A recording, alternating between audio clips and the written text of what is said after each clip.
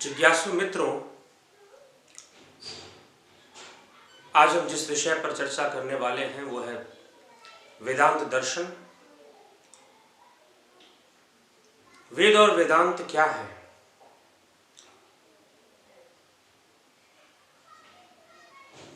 दर्शन के परिप्रेक्ष्य में जब हम इसको देखते हैं तो मीमांसा दर्शन के विषय में हमने श्रवण किया, जानने का प्रयास किया। मीमांसा वेद सम्मत है। वेदों में जो निहित कर्मकांड है, वेदों में निहित जो देव और देवताओं की जो बातें हैं, उनका आह्वान है, हवन है, यज्ञ है और विभिन्न देवों की जो पूजा है, वो सब मीमांसा के अंदर बताए जाते हैं। लेकिन मीमांसा, जब हम मीमांसा कहते हैं तो मीमांसा के दो भाग हैं, एक है पूर्व मीमांसा और एक है उत्तर मीमांसा। तो वेदांत दर्शन, वेदांत क्या है? सीधी सी बात है, वेदों का अंत ही वेदांत है। तो वेदों का अंत किस प्रकार से हुआ और कैसे हुआ और वो अंत हमें क्या समझाता है, जब हम इस पर विचार करते हैं तो इसका अर्थ हम वेदांत पर विचार करते हैं। मीमांसा जब लिखी गई तो मीमांसा के अंदर 18 अध्याय लिखे गए, जिसमें कि 12 जो अध्याय थे मुख्य रूप से पूर्व मीमांसा के हुए, कुछ 14 मानते हैं, और 4 अध्यायों को उत्तर मीमांसा में रखा जाता है। लेकिन बाकी को पूर्व मीमांसा। जब हम कहते हैं कि मीमांसा दर्शन, इसका अर्थ है पूर्व मीमांसा, ना कि उत्तर मीमांसा। लेकिन वो भी मीमांसा का ही अंग है, इसलिए वो भी मीमांसा है, अतः इसे वेदांत कहा गया। उत्तर मीमांसा को ही वेदांत कहा गया। अब हम समझने का प्रयास करते हैं कि वेदांत क्या है, इसे वेदांत कहा क्यों गया। सरल से सरल तरीके से हम इसको समझने का प्रयास करेंगे, क्योंकि कोई चीज अंत में लिखी गई, और वेदों का अंत क्या है, वेदों का जो विस्तार है, हम जो उसको जब हम पढ़ते हैं, वेदों में ब्राह्मण, आरण्यक, कर्मकांड की चर्चाएं भी वहां पर हैं, और फिर उपनिषद ज्ञान कांड है उसका। तो वेदों के विस्तार में उपनिषद लिए गए और उपनिषदों को वेदों से ही विकसित किया गया, वेदों के मंत्रों से, वेदों की ऋचाओं से। वेदों की ऋचाओं में जो ऐसे मंत्र थे जो कि ईश्वर संबंधी थे और ईश्वर की सत्ता के बारे में बता रहे थे, उनको वेदांत ने लिया और उस पर वेदांत ने चर्चा किया उपनिषदों के अंदर। तो वेदों का विस्तार हुआ उपनिषद में। उपनिषद तक हम वेद ही मानते हैं। कुछ वेदांती विद्वानों के द्वारा उपनिषदों को ही मूल वेद भी मान लिया जाता है। तो उपनिषद मुख्य रूप से वेदांत दर्शन का जो आधार है वो उपनिषद है, और जब मीमांसा लिखी गई तो उसमें उत्तर मीमांसा है। अब ऐसा क्यों है कि हम इस विषय को वेदांत कहते हैं? वेदों का अंत, वेदों का अंत अर्थात कि इसका अर्थ लोग ये भी लगा लेते हैं कि जो वेदों के आखिरी चैप्टर में, अध्याय में जो बातें लिखी गई होंगी, शायद उससे वेदांत बना होगा। तो ऐसा बिल्कुल भी नहीं है, इसलिए वेदांत नहीं कहा जाता। कुछ लोग ऐसा सोच लेते हैं, या फिर कि वेदों के आखिरी अध्यायों में जो बात कही होगी इसलिए उसको वेदांत कहा गया, परंतु ऐसा नहीं है। वेदांत इसलिए कहा गया क्योंकि आपने बहुत कुछ सीखा, आपने वेदों में बहुत कुछ अध्ययन किया, देवों की पूजा के बारे में, देवताओं का आह्वान, कर्मकांड, जीवन जीने के तरीके, कई तरह की बातें, स्नान के नियम, विधियां, भोजन करने का नियम, ये सारी चीजें, विवाह करने के नियम, वर्णाश्रम धर्म में इन सब की व्याख्या मिलती है। तो स्वस्थ होने के लिए हमें क्या क्या करना चाहिए, आयुर्वेद का नॉलेज भी हमें होना चाहिए। आयुर्वेद भी वेदों से विकसित हुआ। ज्योतिष का ज्ञान भी महत्व रखता है जीवन जीने के लिए। लेकिन अंत में आपने आखिर करना क्या है, आपका लक्ष्य क्या है?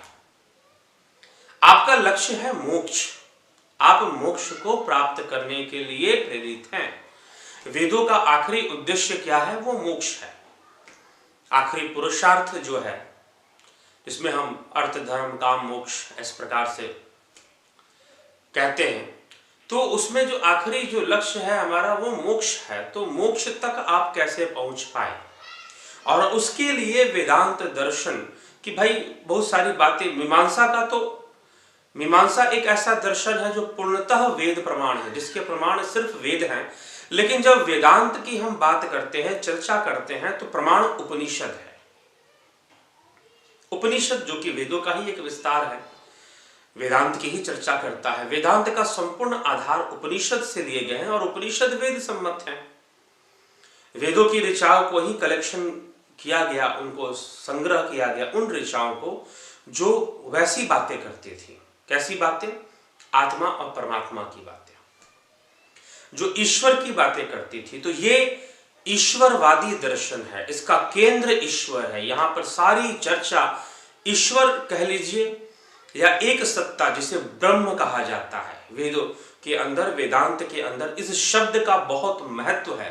ब्रह्म, ब्रह्म का स्वरूप क्या है, ब्रह्म ज्ञान क्या है, इन विषयों पर हम चर्चा करेंगे। लेकिन आज हम सिर्फ इस विषय को समझने का प्रयास करें कि वेदांत क्या है, वेदांत दर्शन क्या है, क्योंकि सबसे ज्यादा विस्तार इस दर्शन का हुआ है। जितने भी षट दर्शन हम अध्ययन करते हैं, मीमांसा है, सांख्य है, वैशेषिक है, योग है और वेदांत है, तो वेदांत का जो विस्तार है वो सबसे ज्यादा हुआ है।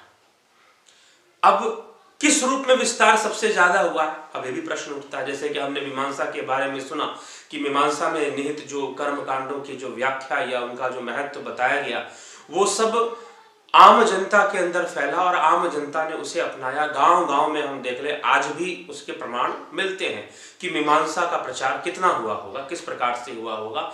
यहां तक कि मीमांसा का प्रचार इतना था कि बौद्ध मंदिरों में भी, जो बुद्धिस्ट मोनेस्ट्रीज थी, वहां पर भी कर्म कांड होते हैं। यद्यपि बुद्ध ने कभी अपने शिष्यों को या अपने भिक्षुओं को कर्म कांड की ओर प्रेरणा नहीं दी थी, लेकिन आज अगर आप बुद्ध मंदिरों में जाएंगे, अरुणाचल प्रदेश है या चाइना, जापान, वहां पर कहीं भी जहां पर बौद्ध धर्म के बड़े बड़े मठ हैं, वहां आप जाएंगे तो आपको मिलेगा कि उन मंदिरों में छोटे मोटे कर्म कांड आज हैं वहां पर। तो ये सब भट्ट, कुमारिल भट्ट के प्रचार और उनकी बुद्धिमता, उनकी तर्क शक्ति और उनके जिस ढंग से उन्होंने तथ्यों को रखा, उसके प्रचार का बहुत ही बड़ा प्रभाव था, और गांव गांव के अंदर कर्म कांड का प्रवेश था जनमानस में। तो व्यवहारिकता में तो मीमांसा आगे थी ही, लेकिन जब हम तर्क की बात करते हैं, एक थोड़ी सी इंटेलेक्चुअल लेवल की बात करते हैं, तो हर व्यक्ति तो उस लेवल पे जाता नहीं है, तो वेदांत का अध्ययन वहां पर होता है। तो उस दृष्टिकोण से, बुद्धिजीविता के दृष्टिकोण से, बुद्धिमता के दृष्टिकोण से वेदांत का सबसे ज्यादा विस्तार हुआ, और सबसे ज्यादा शास्त्रार्थ, सबसे ज्यादा तर्क विदर्थ वेदांत के विषयों को लेकर किया गया। इसलिए वेदांत का विस्तार अगर हम इसको पढ़ेंगे तो ये कहां से प्रारंभ होता है, तो वादरायण ऋषि हुए, वादरायण वेद व्यास, जिन्होंने ब्रह्मसूत्र की रचना की। वेद व्यास जी के द्वारा ही वेदों के 4 भाग भी किए गए थे, और वेद व्यास हुए। ये सत्य है कि वेद व्यास एक पदवी थी जिसमें भिन्न भिन्न वेद व्यास हुए, लेकिन ब्रह्मसूत्र की रचना वादरायण वेद व्यास के द्वारा हुई, जो कि वेदांत दर्शन और वेदांत से विकसित होने वाले जो उसकी शाखाएं थी, जैसे कि अद्वैत वेदांत है, विशिष्टा अद्वैत वेदांत है, फिर आपके द्वैत है, फिर द्वैत अद्वैत है, इस प्रकार से द्वैत अद्वैत द्वैत वेदांत, फिर नित्य भेदा भेद है जो कि चैतन्य महाप्रभु के द्वारा उसको रखा गया। तो इस प्रकार से अलग अलग विद्वानों ने, माधवाचार्य जी के द्वारा द्वैत अद्वैत निम्बिकाचार्य जी के द्वारा रखा गया। तो इस प्रकार से वेदों का, वेदांत का विस्तार हुआ। अनेक विद्वान हुए, अनेक ऋषि मुनि हुए जिन्होंने इसका विस्तार किया और इस पर चर्चा की, इसको चर्चा का अपना विषय बनाया, इस पर अपनी टिप्पणियां दी। तो इस कारण से द्वैत आया, द्वैताद्वैत आया, विशिष्टाद्वैत आया, अद्वैत आया, इस प्रकार से सारी इसकी शाखाएं, और अंत में नित्य भेदाभेद भी एक माना जाता है। तो ये वेदांत का विस्तार है। वेदांत का विस्तार, लेकिन मुख्य रूप से वेदांत कहता क्या है, इसका जो केंद्र बिंदु है वो ब्रह्म है।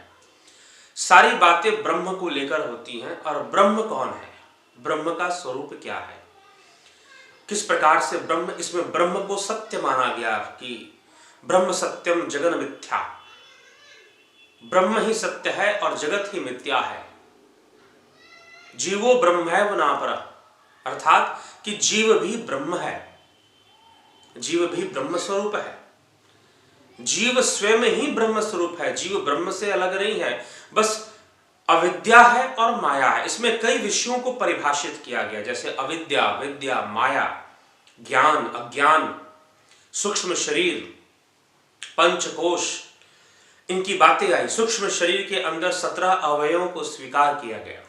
17 अवयव, जैसे कि उसमें 5 ज्ञानेंद्रियां, 5 कर्म इंद्रियां, 5 वायु, ये तो 15 हो गए तीनों मिलाकर।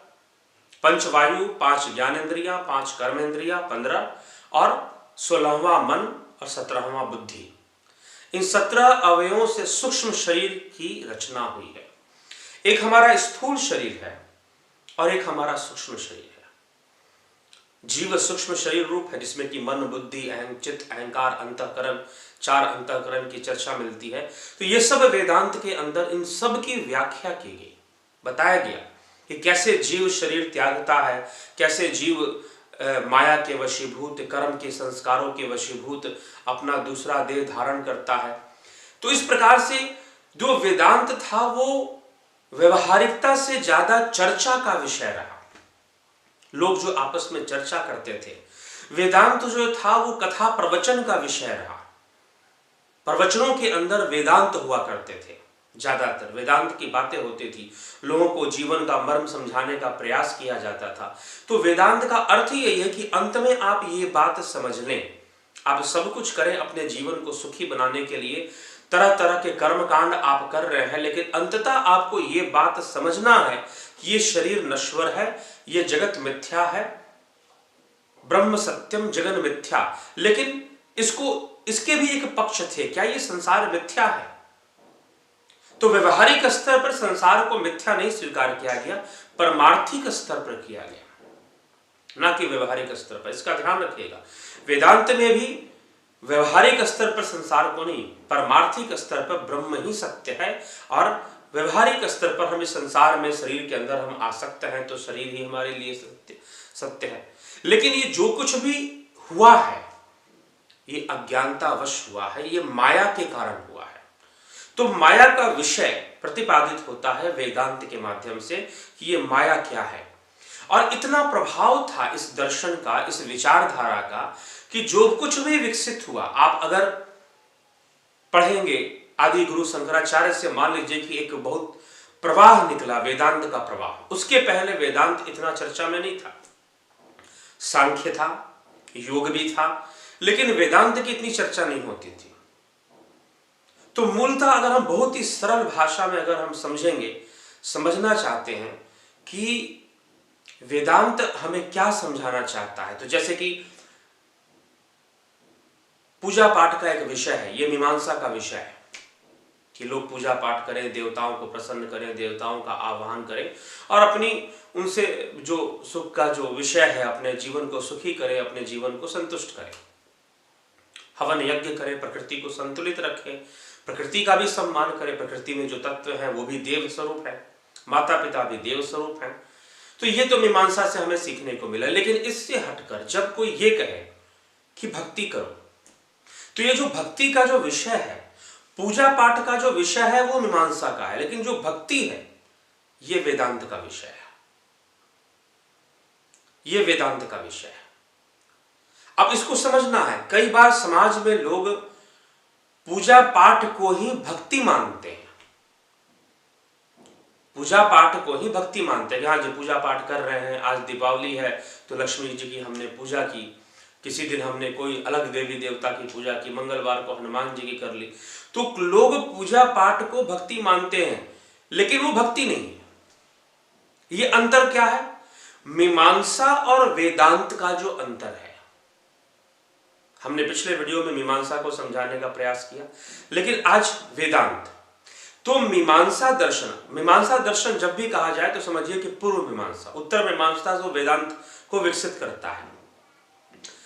तो पूजा पाठ और भक्ति में क्या अंतर है, क्या डिफरेंस है, अगर ये बात समझ में आ जाएगी तो मूल जो अंतर है वेदांत और मीमांसा का हम समझ जाएंगे। मीमांसा पूजा पाठ को रखता है, कर्म कांड को रखता है, लेकिन उसमें कोई इष्ट देव नहीं है। अगर है भी तो वो पूजा पाठ का अंग है, कर्म कांड का अंग है, उसके प्रति जीवन समर्पित करने की बात नहीं है। लेकिन जब वेदांत की जब हम चर्चा करते हैं तो वहां पर अपना जीवन ब्रह्म को समर्पित कर दो। अगर कोई ये कहे कि मैं गुरुवार के दिन जो है कृष्ण जी की पूजा करता हूँ, करती हूँ, सोमवार के दिन शिव जी की पूजा कर लेती हूँ, और इस तरह से मैं देवी देवताओं, रुद्र की पूजा, विष्णु की पूजा, ब्रह्मा और इंद्र आदि अनेक देवी देवताओं की पूजा की जो बात होती है, और एक तरफ इष्ट कि मेरा जीवन कृष्ण को समर्पित है, मेरा जीवन श्री राम को समर्पित है, मैं राम के अलावा किसी देव को नहीं मानती, किसी भगवान को नहीं मानती, सब कुछ उनको समर्पित करती हूँ, अपनी संपूर्ण भावनाओं को मैं श्री कृष्ण को समर्पित कर रही हूँ, या श्री राम को समर्पित कर रही हूँ, या उस एक ईश्वर को, ब्रह्म को समर्पित कर रही हूँ। तो जब इस विचारधारा का प्रतिपादन हो तो समझिए कि वो वेदांत से प्रभावित है। इसलिए वेदांत का केंद्र ब्रह्म है। उस परम सत्ता को वेदांत ने ब्रह्म की उपमा दी है, ब्रह्म शब्द से संबोधित किया है। तो ब्रह्म क्या है, ब्रह्म का स्वरूप क्या है, और फिर उससे अद्वैत दर्शन विकसित हुआ, क्योंकि ब्रह्म ही अद्वैत है। अद्वैत का अर्थ जो अद्वितीय, जिसका कोई दूसरा रूप नहीं, कोई दूसरा वो नहीं, जो अद्वैत है, जो कभी दो नहीं हो सकता, सर्वदा एक है। वो एक भी नहीं हो सकता, अद्वैत उसे एक भी नहीं मानते। जब हम अद्वैत दर्शन पर चर्चा करेंगे तो इसका विस्तार करेंगे। तो वेदांत का मूल अंतर, जब आपने अपने जीवन को ईश्वर के प्रति एकाग्र कर दिया, संपूर्ण भावनाओं को अपने इष्ट के प्रति समर्पित कर दिया, सब कुछ अपने मन बुद्धि सबको उसमें एकाग्र कर दिया, तो ये वेदांत में चला गया। और जब आप पूजा पाठ कर रहे हैं कि हमें पूजा करना है नियम से, विधि से, कर्म कांड से, एक एक नियम का ध्यान रखना है, पूजा में स्नान करना है, ध्यान करना है, संध्या करनी है, ये सारी बातें जब आप इसमें लगे हुए हैं तो ये मीमांसा का विषय हो गया। लेकिन सब कुछ समर्पित कर दिया, जैसे मीराबाई ने सब कुछ समर्पित कर दिया श्री कृष्ण को, तो वो वेदांत का विषय हो गया। एक छोटा सा एक उदाहरण है इस दोनों के बीच, मीमांसा और वेदांत के बीच जो एक बंटवारा है, दोनों एक दूसरे से अंतर कैसे हैं, क्योंकि दोनों वेद सम्मत हैं, वेदों से निकले हैं, वेदों से विकसित होते हैं। तो इसलिए वेदांत दर्शन, इस विषय को समझना, इस विषय में जीव और ब्रह्म, ब्रह्म की सर्वव्यापकता का वर्णन है कि ब्रह्म कैसे सर्वव्यापक है, ब्रह्म के स्वरूप का वर्णन है कि ब्रह्म जो है, और इसका जो आधार है, जो प्रमाण स्वरूप है, वो उपनिषद है। तो उपनिषद, ईशावास्य उपनिषद का जो प्रथम मंत्र है, ईशावास्यमिदं सर्वं यत् किंचित् जगत्यां जगत, कि वो परम सत्ता संपूर्ण सर्व जगत सर्वव्यापी है, कण कण में समाई हुई है।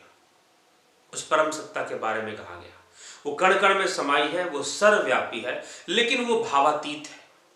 उस ब्रह्म को ही निराकार और भावातीत के रूप में स्वीकार किया गया। अब वो निरंकार है, भावातीत है, भावनाओं से परे है, शब्दातीत है, मनोबुद्धि अहंकार चित्ता। अगर आप निर्वाण अष्टकम को श्रवण करेंगे तो उस वेदांत का ही मत है, निर्वाण अष्टकम के द्वारा वेदांत का मत आदि गुरु शंकराचार्य ने रखा। मनोबुद्धि अहंकार चित्तानि नाहम, कि ना मैं मन हूं, ना मैं बुद्धि हूं, ना मैं चित्त हूं, ना मैं अहंकार, न श्रोत्रे न जीवे न च घ्राण नेत्रे, ना मैं पंच इंद्रियां हूं, ना मैं कर्म इंद्रियां हूं। ब्रह्म का अस्तित्व इन सब से अलग है, इन सब से ऊपर है।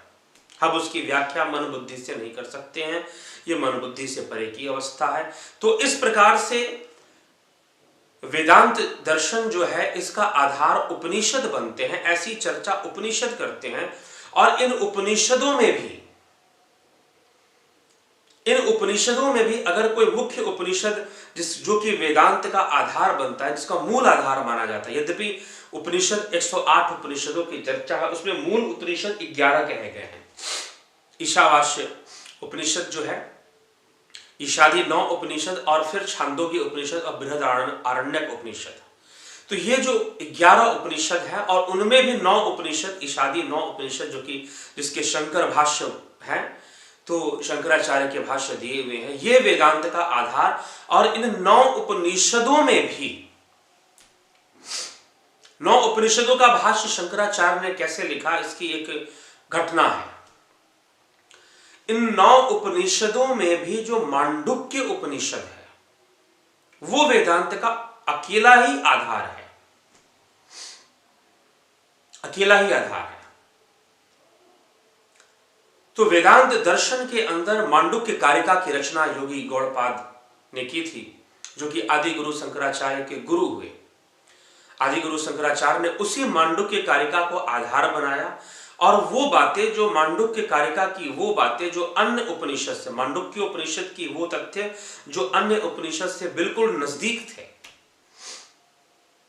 दूसरे उपनिषद जैसे कि कठोपनिषद है, ईशावास्य उपनिषद है, मुंडकोपनिषद है, प्रश्नोपनिषद है, श्वेतास्त्रोपनिषद है, मुंडक उपनिषद है, तो ये जितने भी उपनिषद हैं, ये वो उपनिषद जो कि मांडुक्य उपनिषद से बिल्कुल मेल खाते थे, उन उपनिषदों का भाष्य रखा और उसे वेदांत सार के रूप में प्रस्तुत किया गया।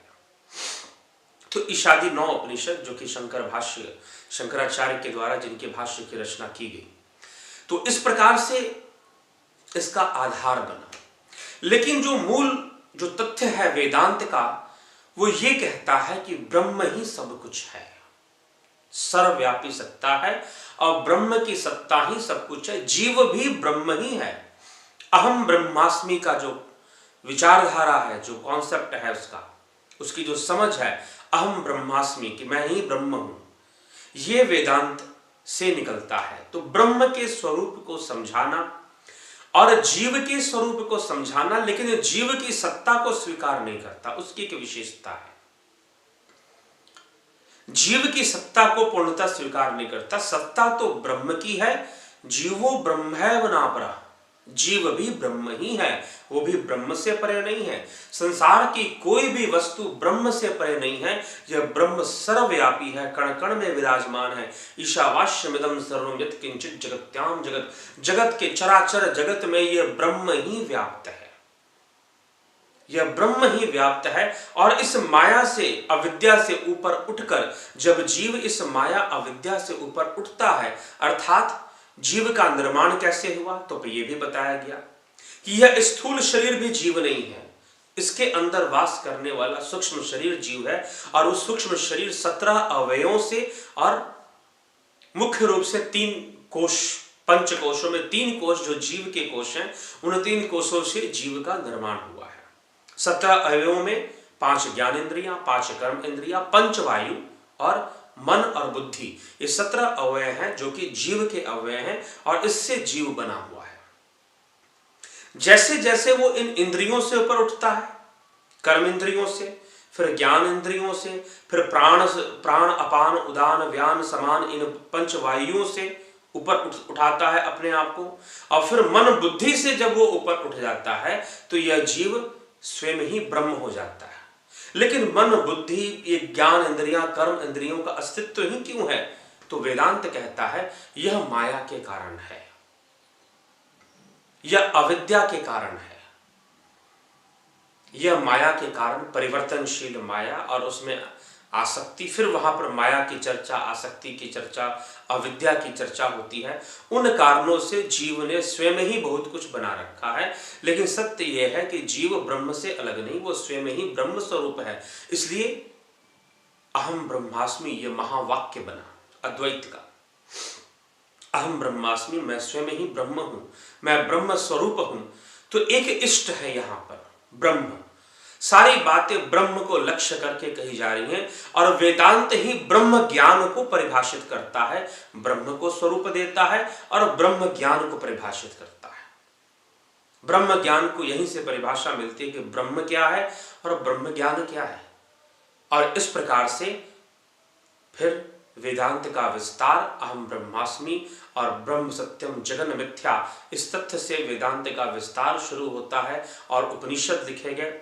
आत्मा परमात्मा, आत्मा को जानना, परमात्मा को जानना, एक बहुत बड़ा रहस्यमय विषय जो वेदांत का है वो ये कहता है कि जानो, मानो नहीं। ईश्वर जानने का विषय है और तुम उसे जान सकते हो। कहां जानोगे? कहीं बाहर नहीं, इन चरम चक्षुओं से नहीं। तुम अपने अंतर्घट के भीतर ही उसे जान सकते हो। तुम अपने भीतर, अपनी आत्मा में अपने परमात्मा का दर्शन कर सकते हो, उसका साक्षात्कार कर सकते हो, उसे जान सकते हो। तो वेदांत एक बहुत ही रहस्यमय विषय पर चर्चा करता है कि आप ईश्वर को जान सकते हैं, उसे जाना जाता है। और यह जो विषय है यही बाद में चलकर विवेक चूड़ामणि में श्रीमद् भगवद गीता में हम देखते हैं कि भगवान श्री कृष्ण अर्जुन से कहते हैं, ना तो माम शक्यसे द्रष्टुम मननेव स्वचक्षुषा। अर्जुन, तो मुझे इन आंखों से नहीं देख सकता। इसलिए श्रीमद् भगवद गीता भी एक उपनिषद है, वो भी वेदांत का आधार है। अर्जुन, तू मुझे इन आंखों से नहीं देख सकता। दिव्यम ददामि ते चक्षु पश्यमय योगमैश्वरम। मैं तुझे वो दिव्य चक्षु प्रदान करूंगा जिससे तू मेरे योग ऐश्वर्य रूप का दर्शन करेगा। तो इस तरह की जो बातें हैं, जहां पर ईश्वर केंद्र है, ब्रह्म केंद्र है और ब्रह्म को लक्ष्य कर कर सारी कार्य हैं, तो वेदांत समझाना चाहता है कि आप कर्मकांड करते हैं, पूजा पाठ करते हैं, लेकिन अंत तो आपका लक्ष्य मोक्ष है, आपको मोक्ष प्राप्त करना है। इसलिए वेदांत का कोई टकराव मीमांसा के साथ नहीं है, क्योंकि वो कर्म कांडों का खंडन नहीं करता। वेदांत नहीं कहता कि कर्म कांड नहीं करने चाहिए, हाँ आप करिए, लेकिन अंत तो मोक्ष है, इसलिए इसका नाम तो वेदांत है। वो अंत की बात कर रहा है और उसके लिए आपको वानप्रस्थ और सन्यास में, वर्णाश्रम धर्म में हम अगर कर्म कांड और वेदांत और मीमांसा को बांटेंगे तो वेदांत चला जाता है वानप्रस्थ और सन्यास में, और जो कर्म कांड है वो ब्रह्मचर्य और गृहस्थ का विषय है। 25 वर्षों तक ब्रह्मचर्य का पालन वर्णाश्रम धर्म में जो मुख्य है, और 25 वर्षों तक फिर गृहस्थ का पालन, फिर 25 वानप्रस्थ और फिर सन्यास। तो वेदांत की चर्चा वानप्रस्थ और सन्यास में होती है और उसके पहले, इसलिए वेदांत के अधिकारी निश्चित किए गए। क्या कोई भी वेदांत दर्शन का अध्ययन कर सकता है? क्या कोई भी उस पर चिंतन मनन और प्रवचन कर सकता है? तो उसके अधिकारी निश्चित किए गए कि जिसने कर्म कांड करके, संसार में कर्म कांड करके समझ लिया, उसकी बुद्धि प्रखर हो गई, वो जान गया, उसको ज्ञान हो गया, समझ में आ गया कि मेरे जीवन का लक्ष्य मात्र इन कर्म कांडों में लिप्त रहना नहीं है, मुझे तो उस अविनाशी ईश्वर तक पहुंचना है। ये जो जीव अनेक बंधनों में है, कर्म इंद्रियों, ज्ञान इंद्रियों, मन बुद्धि के बंधनों में, 17 अवयवों से बना ये जीव, ये सूक्ष्म शरीर जिस बंधन में है, उस बंधन से मुक्त होना ही जीवन का लक्ष्य है। जिसको ये बात समझ में आ गई, जो भोग वृत्ति से मुक्त हो रहा है और समझ चुका है कि इस भोग वृत्ति में, इस भोग लिप्सा में रहना व्यर्थ है और इसमें कष्ट है, बार बार जन्म मरण का चक्कर है, पुनरपि जननम, तो वेदांत के अधिकारी निश्चित किए कि वेदांत का अध्ययन कौन कर सकता है, ईश्वर कौन बढ़ सकता है। तो वेदांत के अधिकारी ही वही हैं जिनके अंदर मोक्ष की कामना जागृत हो जाए, जो कि अपने मन में व्याप्त कामनाएं, मन में व्याप्त वासनाओं से मुक्ति चाहते हैं, जिनको लगता है कि अब इन सब चीजों से मुझे छुटकारा मिलना चाहिए और यही जीवन का लक्ष्य है, वो वेदांत का अध्ययन करें, क्योंकि वेदांत ये वेदों का अंत है। इसलिए इसके अधिकारी निश्चित किए गए कि हर व्यक्ति इसके अध्ययन का अधिकारी भी नहीं है। इसलिए आवश्यकता इस तथ्य को गहराई से समझने की है, जानने की है कि वेदांत इस उद्देश्य से लिखे गए और वेदांत के अंदर इन सब बातों की चर्चा हुई, तो हम इनकी चर्चा करेंगे और साथ ही साथ इनकी शाखाओं का वर्णन जो विकसित हुए। तो सर्वप्रथम वेदांत के बाद हम अद्वैत वेदांत, यद्यपि वेदांत को समझने के लिए ही अद्वैत वेदांत की चर्चा हुई, फिर अद्वैत के बाद रामानुजाचार्य जी के द्वारा विशिष्ट अद्वैत और फिर द्वैत, द्वैताद्वैत, इस प्रकार से जो है वेदांत की शाखाएं, इसका प्रसार हुआ, इसका विस्तार हुआ। तो एक एक विषय पर, एक एक दर्शन पर, जो इसके 6 दर्शन और हैं वेदांत के अंदर, द्वैत अद्वैत, ये सारे जितने के हम नाम ले रहे हैं, तो इनका एक एक कर हम इन पर चर्चा करेंगे कि उसमें अद्वैत दर्शन विशेष रूप से क्या कहता है। वेदांत को तो हमने समझने का प्रयास किया कि भक्ति और पूजा पाठ का जो विशेष अंतर है, एक है भक्ति और एक है पूजा पाठ। तो पूजा पाठ मीमांसा दर्शन है, और भक्ति की भक्ति मतलब अपना जीवन, इसलिए पूजा पाठ भक्ति नहीं है। भक्ति मतलब भक्ति को परिभाषा देता है वेदांत, भक्ति को परिभाषित करता है वेदांत। भक्ति और पूजा पाठ में अंतर है। आपने पूजा पाठ किया वो एक अलग विषय है, और आपने भक्ति कर रहे हैं, आप एक भक्त हैं। जैसे मीराबाई एक भक्त थी, चैतन्य महाप्रभु एक भक्त थे, तो उन्होंने अपने संपूर्ण जीवन को अपने इष्ट को समर्पित कर दिया है, उस एक सत्ता को, उस ब्रह्म रूपी सत्ता को समर्पित कर दिया है। तो इस प्रकार से उन्होंने समर्पित हो गए हैं वो अपना जीवन। तो भक्ति करना और पूजा पाठ करने में अंतर है। ये जो अंतर है, भक्ति करना और पूजा पाठ करना, ये जो अंतर है, यही वेदांत और मीमांसा का अंतर है। पूर्व मीमांसा का और उत्तर मीमांसा का अंतर है। ये वेदांत और मीमांसा का भी अंतर है, क्योंकि उत्तर मीमांसा को ही वेदांत कहते हैं। और यही उपनिषद, उस परमात्मा की चर्चा, उस एक ब्रह्म, एक शक्ति की चर्चा उपनिषदों के अंदर मिल रहा है। तो इस प्रकार से वेदांत का आधार बना, वेदांत की चर्चा हुई। अब इसमें अद्वैत द्वैत कैसे इसकी चर्चा हो रही है, किसे अद्वैत कहा जा रहा है, ये सब हम, क्योंकि वेदांत ऐसा विषय नहीं है कि मात्र 20 मिनट या आधे घंटे के अंदर इसकी संपूर्ण व्याख्या हो जाए। तो इसको हम समझेंगे अन्य अद्वैत के चर्चा में और द्वैत के चर्चा में, किस प्रकार से द्वैत अद्वैत की चर्चा इसमें आई और इसका विस्तार हुआ। तो वेदांत का मुख्य आधार हमने आज बताया आपको, और अगले वीडियो से अद्वैत और फिर द्वैत वेदांत की चर्चा की जाएगी कि इन दर्शनों का प्रतिपादन कैसे हुआ, ये समाज के बीच में किस प्रकार से आए, क्या घटनाएं घटी, इनके पीछे क्या कथाएं थी और इनका मर्म क्या था। उद्देश्य है ब्रह्म को समझना, ईश्वर को समझना, भक्ति को समझना, अंतर्मुखी होने को, विज्ञान को समझना। तो अंतर्मुखी होने का विज्ञान वेदांत दर्शन हमारे समक्ष रखता है कि अंतर्मुखी हो जाओ। मांडुक्य उपनिषद इसी विषय की चर्चा करता है और अंतर्मुखी होने का हमें बताता है कि कैसे अंतर्मुखी हो और ब्रह्म तक व्यक्ति पहुंच सके। जिसे ब्रह्म कहा जाता है वो क्या है, उसका स्वरूप क्या है। अद्वैत वेदांत में मुख्य रूप से उसके स्वरूप की चर्चा होती है। तो आइए हम उस पर चर्चा करेंगे अगले व्याख्यान में। धन्यवाद।